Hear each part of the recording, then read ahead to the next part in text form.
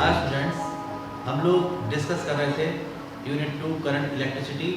और कल मैंने बताया था आप लोगों को स्पेसिफिक रेजिस्टेंस या रेजिस्टिविटी के बारे में।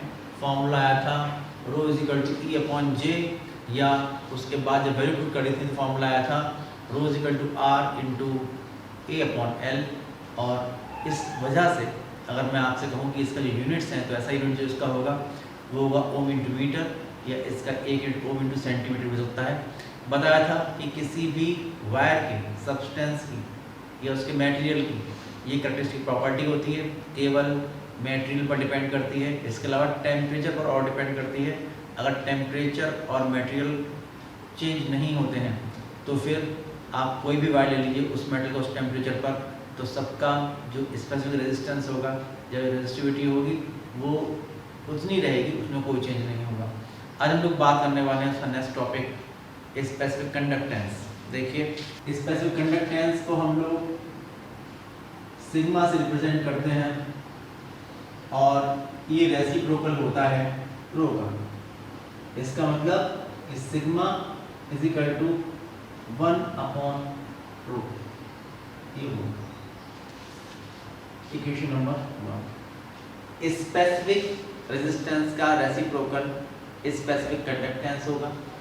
मैंने बताया कि इसका यूनिट था ओम इंटू मीटर, तो यहाँ पर इसका जो यूनिट होगा ये होगा पर ओम पर मीटर या पर ओम पर सेंटीमीटर, ये इसका यूनिट होगा। अगर यहाँ पर वैल्यू पुट करते हैं हम लोग, अगर एक रिलेशन निकालना चाहते हैं हम लोग, जो रिलेशन रिक्वायर्ड होता है current density and specific conductance में रिलेशन चाहिए हो तो हम निकाल सकते हैं। आप लोग वैल्यू पुट कर दें कि putting rho is equal to E upon J, ये हम लोग ऑलरेडी डिस्कस कर चुके हैं इन इक्वेशन 1।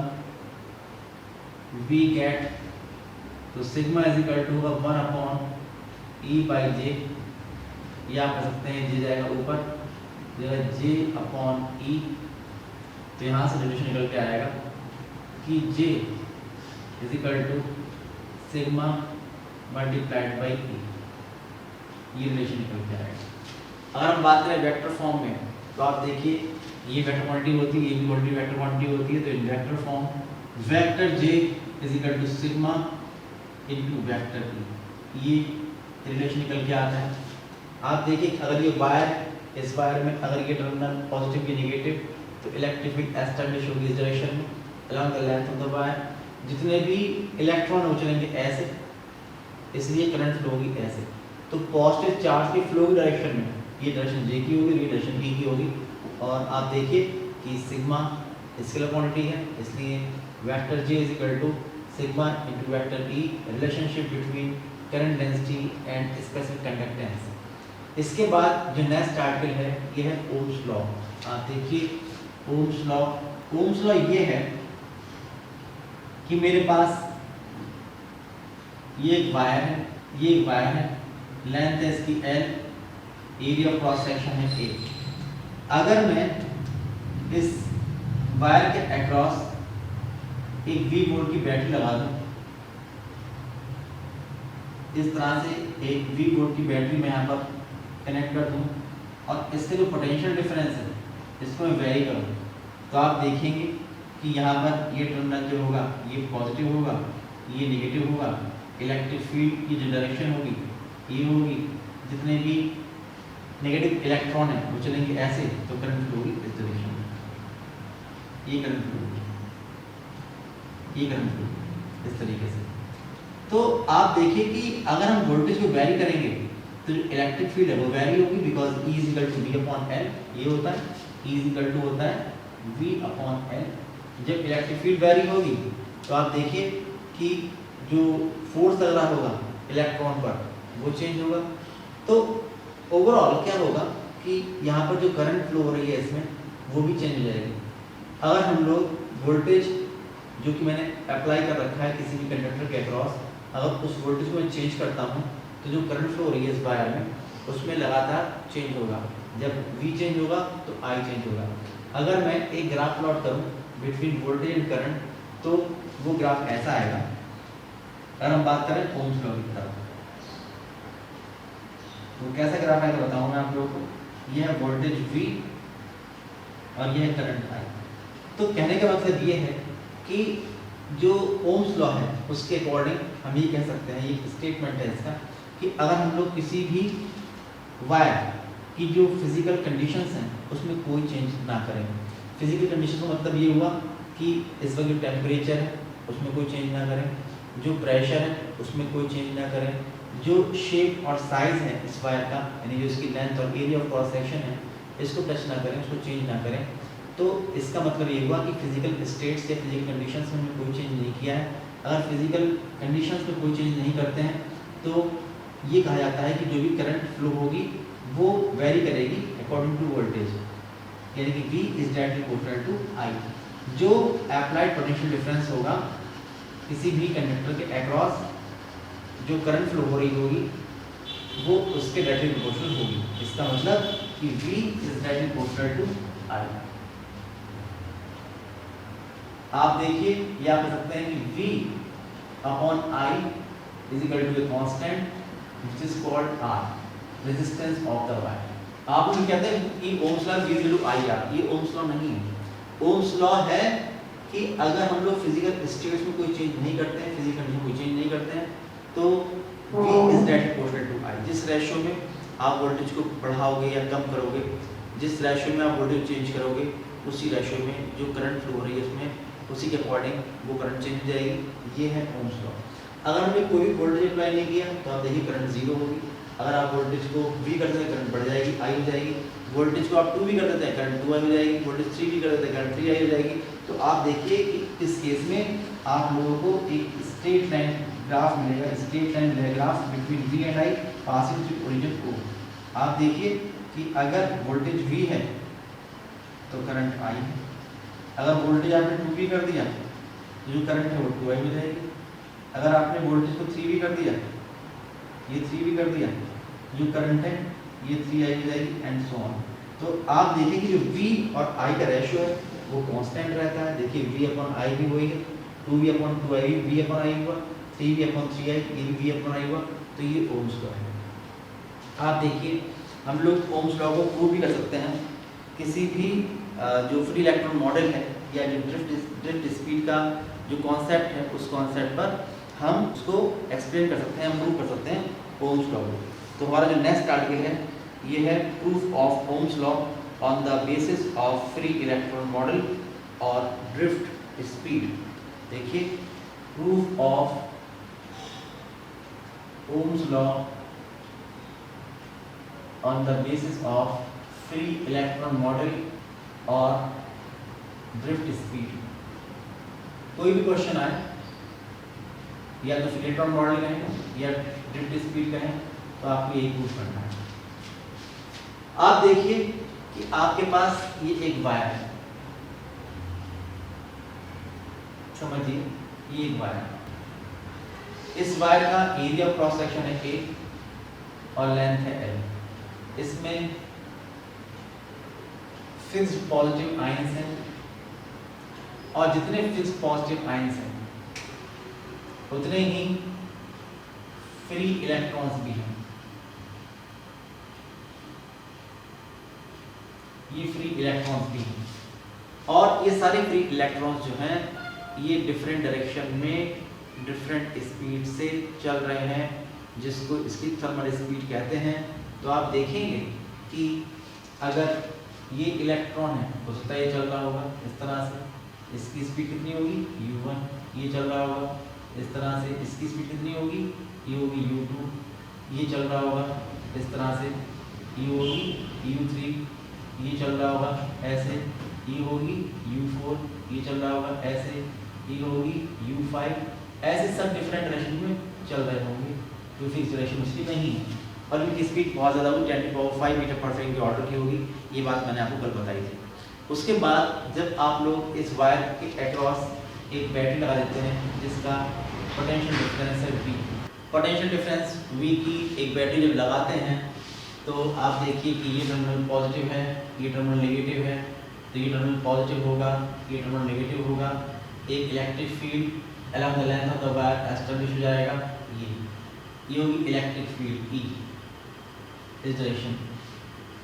और जब इलेक्ट्रिक फील्ड ये होगी तो जितने पॉजिटिव आयन हैं उनको तो फोर्स लगेगा इस डायरेक्शन में, लेकिन वो चल नहीं सकते हैं, अपनी जगह उनकी लोकेशन है वो फिक्स है।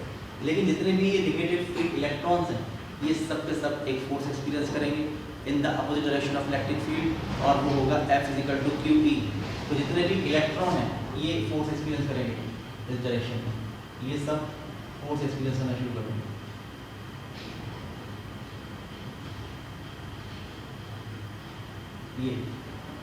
ये सब फोर्स एक्सपीरियंस करेंगे, ब्लैक कलर से दिखाया ये सब फोर्स है, ये सब फोर्स है, ये सब फोर्स है F=QE। जब ये फोर्स रहेगा तो ये चलेंगे इलेक्ट्रॉन ऐसे रास्ते में, इनके पॉजिटिव आयन आएंगे, उससे भी कोलिजन होंगे। और आप जानते हैं तो कौन सी भी कोलिजन के बीच में जो टाइम लगता है उसे हम कहते हैं रिलैक्सेशन टाइम। जो एवरेज डिस्टेंस कवर करते हैं वो एवरेज डिस्टेंस जो होती है उसे हम कहते हैं मीन फ्री पाथ। तो ये होगा, आप देखिए मैं ड्राइव करने वाला हूँ ओम्स लॉ को। आप देखिए कि जितने भी इलेक्ट्रॉन है, फ्री इलेक्ट्रॉन चार्ज कितना होता है, ई होता है। तो अगर आपने एक एल लेंथ के और ए क्रॉस सेक्शन एरिया के वायर पर एक बैटरी लगा दी जिसका वोल्टेज है V, तो ये इलेक्ट्रॉन फोर्स लगेगा ऐसे। जैसे एक इलेक्ट्रॉन यहाँ से बाहर निकलेगा, यहाँ से एक इलेक्ट्रॉन एंटर करेगा तो इसमें करंट फ्लो होगी, ये करंट फ्लो होगी, इसमें आई, ठीक है भाई, ये होगा। तो आप देखिए कितना इलेक्ट्रिक फील्ड होगा। इलेक्ट्रिक फील्ड होता है E=V/L, ये इलेक्ट्रिक फील्ड होगा। आप जानते हैं कि एक इलेक्ट्रॉन पर जो चार्ज होता है वो होता है स्मॉल e। तो from F=QE, force experienced by each free electron, ये हो जाएगा F=QE, कितना हो जाएगा, आप यहाँ वैल्यू कर दी V/L तो हो जाएगा E×V/L, ये हो जाएगा। आप जानते हैं कि अगर फोर्स लग रहा है और हर इलेक्ट्रॉन का मास स्मॉल m है तो जो एक्सेलरेशन एक्सपीरियंस करेगा हर इलेक्ट्रॉन वो कितना होगा, acceleration produced in the motion of each free electron। A होता है F/m, ये होता है इतना एक्सप्रेशन रहेगा, F ये हो जाएगा EV/L और ये m हो जाएगा, तो EV/ml इतना एक्सप्रेशन हो जाएगा। अब ये जितना भी जो एक्सेलरेशन है ये हर इलेक्ट्रॉन में है। आप देखिए कि किसी की इनिशियल वेलोसिटी u1 है, किसी की u2 है, किसी की u3 है, किसी की u4 है और n वाले की un है। तो अगर t टाइम बाद आप देखिए कि t जैसे कि आया और टकराया यहाँ पर आकर, तो आप देखेंगे कि अगर उसके जो कोलिजन्स होते हैं वो होते हैं τ1 टाइम बाद, τ2 टाइम बाद, τ3 टाइम बाद, इस तरह के बाद अगर कितने टाइम बाद उनके कोलिजन होते हैं तो फिर उसकी जो फाइनल वेलोसिटी होगी वो कितनी होगी टाउ टाइम बाद। तो हम निकाल सकते हैं फ्रॉम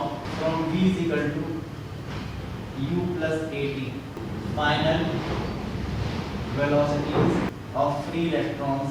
देखिए V1, V2, V3 up to Vn। First electron की इनिशियल स्पीड थी वो थी u1, सेकंड की u2, थर्ड की u3 और n वाले की un प्लस। आप देखिए जो एक्सेलरेशन था उस सब में a था, इसलिए हो जाएगा a।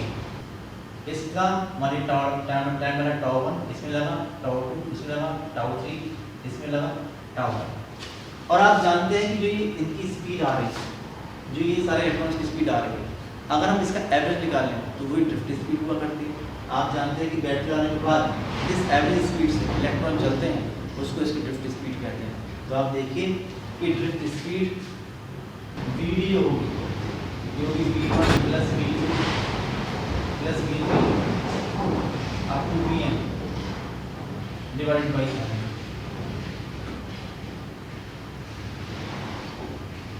पुटिंग वैल्यूज पुट करेंगे तो Vd आप देखिए जब आप वैल्यूज पुट करेंगे इसकी तो आप देखिए कि लिखा है V1 + V2 + V3 up to Vn divided by n। तो हम लोग पहले फर्स्ट टर्म ले लेंगे इन सबका।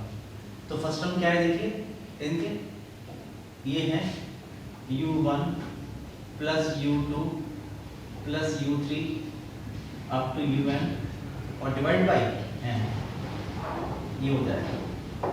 फिर प्लस, अब इन सब में देखिए a कॉमन आ जाएगा, फिर आ जाएगा tau 1 plus tau 2 plus tau 3 to tau 1, tau 1 plus tau 2 plus tau 3 up to tau n divide by n, ये हो जाएगा।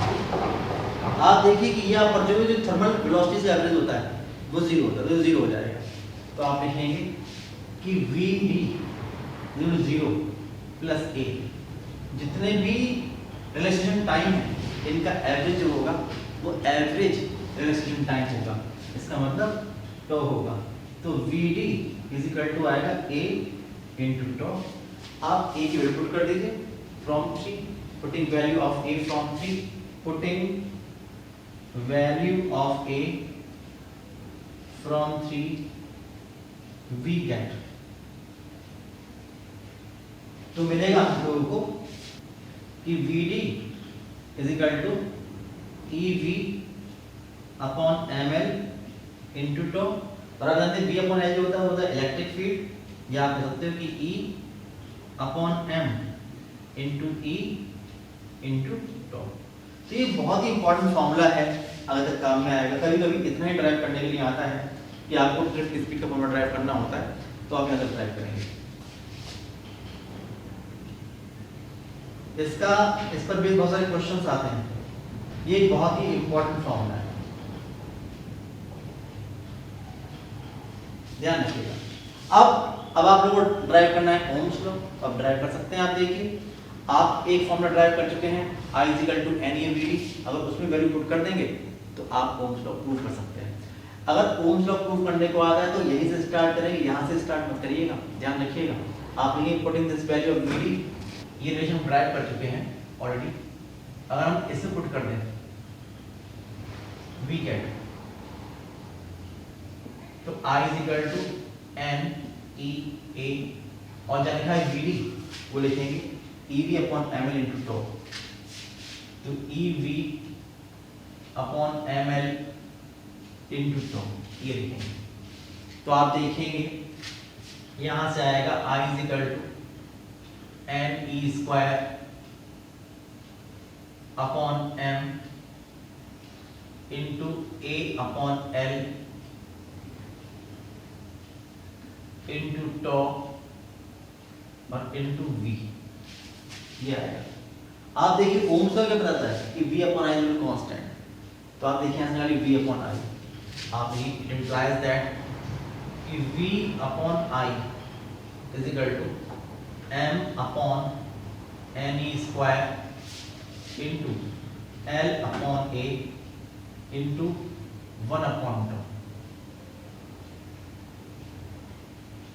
ये आती है। अब आप देखिए क्या V अपॉन I कांस्टेंट है, किस केस में? अगर हम फिजिकल कंडीशन चेंज नहीं करते हैं तो क्या V अपॉन I कांस्टेंट रहता है? आप देखिए M mass of electron constant होता है, जितने भी इलेक्ट्रॉन है सबके मास सेम होंगे। N फ्री इलेक्ट्रॉन डेंसिटी, इसका मतलब ये हुआ कि किसी भी आपने एक मेटल लिया, मान लीजिए कॉपर लिया, तो उसमें पर यूनिट वॉल्यूम में जितने भी फ्री इलेक्ट्रॉन्स हैं उनकी वैल्यू सेम रहेगी, free electrons per unit volume same रहेगा, इसलिए N में कांस्टेंट है। Small e electronic charge 1.6 coulomb constant रहता है। मैंने कहा कि अगर हम physical state physical condition change नहीं करेंगे, आप उसकी लेंथ और एरिया चेंज नहीं करेंगे। मैंने बताया था वायर की शेप और साइज चेंज नहीं करते हैं, तो अगर आप उसका लेंथ और एरिया चेंज नहीं करेंगे तो L अपॉन A भी कांस्टेंट होगा।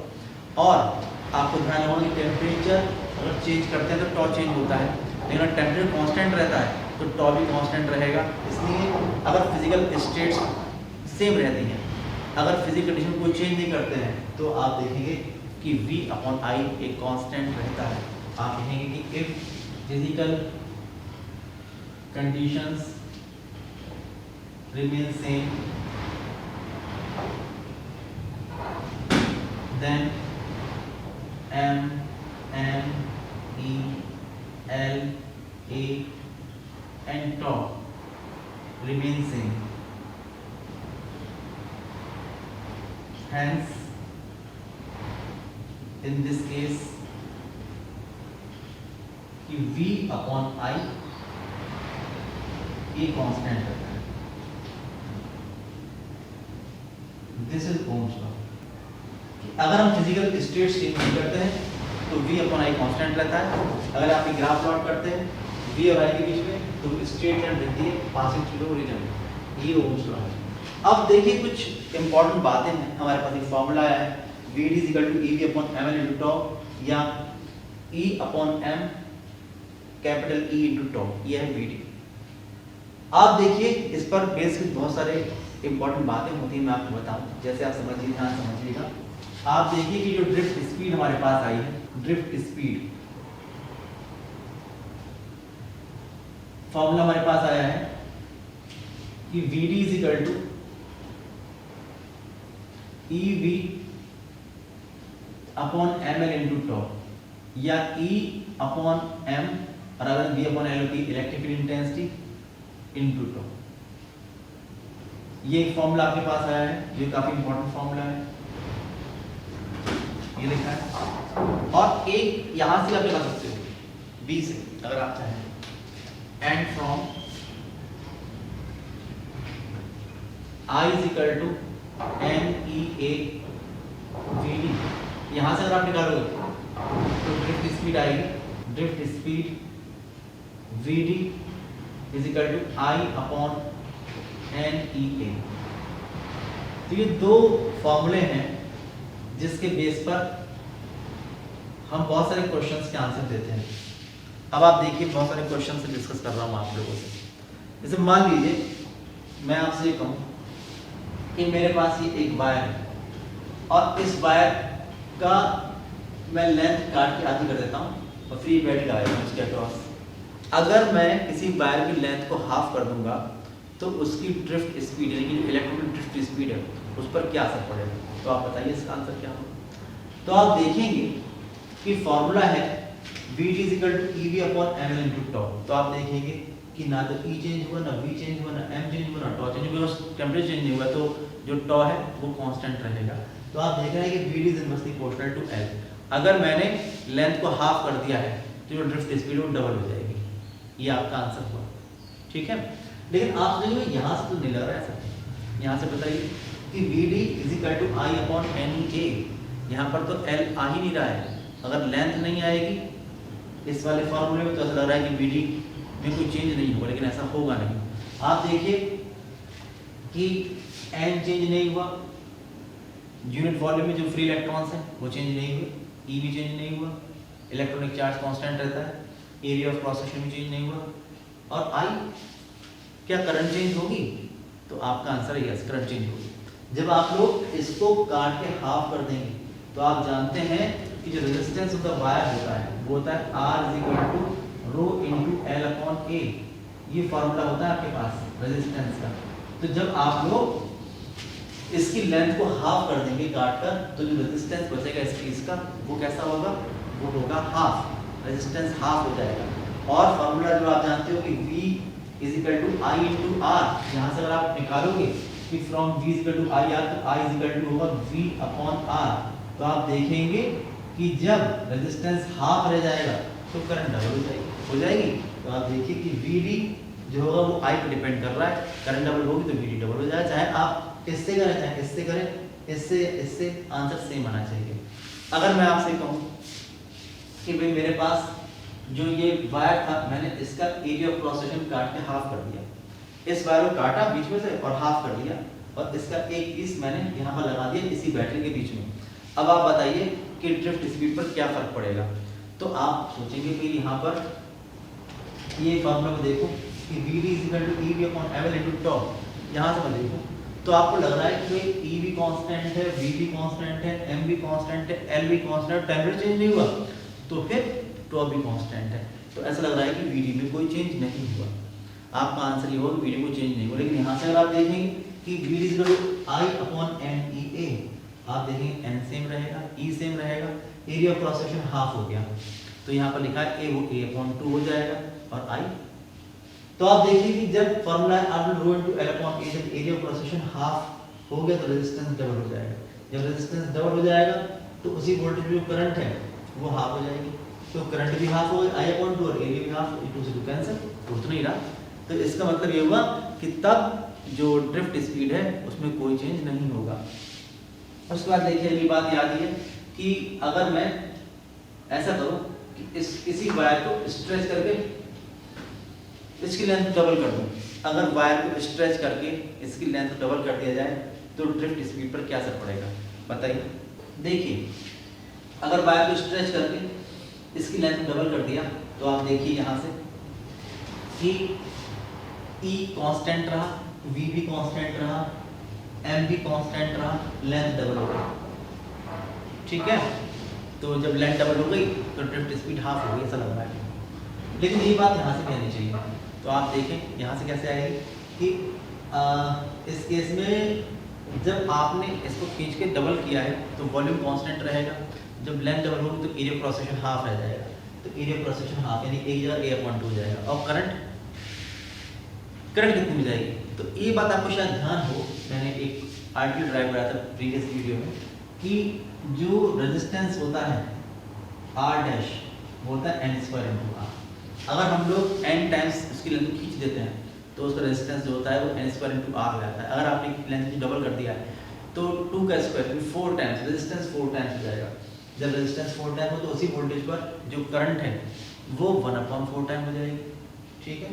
करंट 1/4 टाइम हो जाएगी तो करंट भी 1/4 यानी कि I/4 और ये A/2 बचेगा 1/2। तो आप देखिए ड्रिफ्ट स्पीड जो होगी वो हाफ हो जाएगी। आंसर में देखिए दोनों फॉर्म से बता रहा हूँ कंपेरिजन करके कि आंसर आपका सेम आना चाहिए।